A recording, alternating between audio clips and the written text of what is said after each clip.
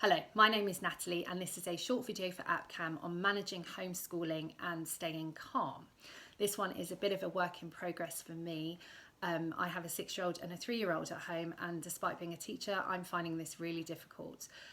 So parents and carers, let's be kind to ourselves, forgive ourselves. Things aren't going to be perfect. We're not going to do things the way we normally do them. That's okay. We can't pour from an empty cup. So two things that I'll talk about now is how we can manage homeschooling and how we can manage our expectations, and then staying calm during moments of tension with your child. So homeschooling, the schools and the teachers are going to be very aware that we cannot maintain the same level of work that the children would normally be doing in school. That's okay. They're all in the same boat. And so we need to be very aware of our expectations as parents. I think sometimes, certainly initially, my expectations were a little bit high because it's my child. And just be aware of that. Certainly in primary school, they don't actually have to do a lot of work each day. They need to read every day, they need to do some maths, and then the rest is up to you.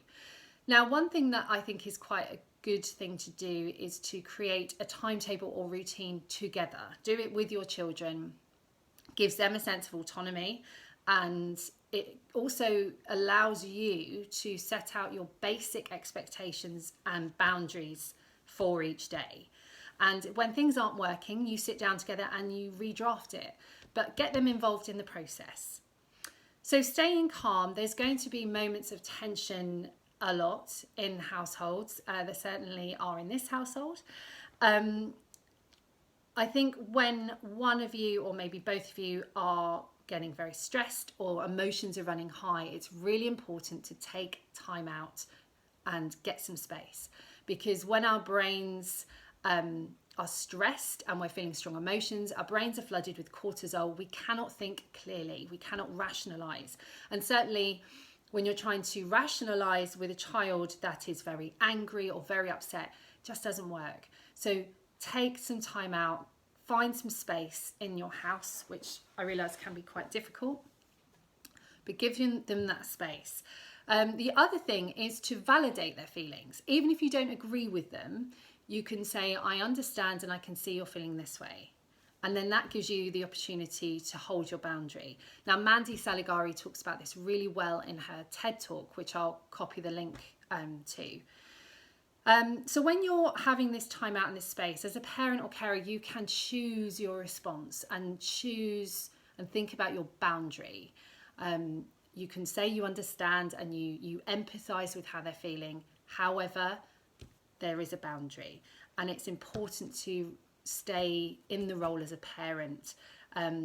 Children need boundaries, they like boundaries, it keeps them safe. The last thing I'm going to say is something I've taken from Michael Rosen's book of Play, which I read recently. And I think this time that we've got with our children actually is a really good opportunity to connect with them. So he suggests lots of different ways to just play with our children. And certainly this, I think when the homeschooling is becoming difficult and tense, we should play. Now that might be playing a board game, it might be colouring in together, it might be playing outside, it doesn't matter what it is. But play, as Michael Rosen says, gives us a chance to work as equals with our children. And it's extremely effective for helping to alleviate anxieties in children. It helps them stay safe, it helps them to feel secure and to maintain secure attachment. So when things are going really pear-shaped, just play, just be with them, let them take the lead and try and connect with them, and that will help you and them stay calm. So I'll copy some links in. I will also give some suggestions for further calming apps and strategies, but I think overall we need to look after ourselves so that we can then look after our children. Thank you.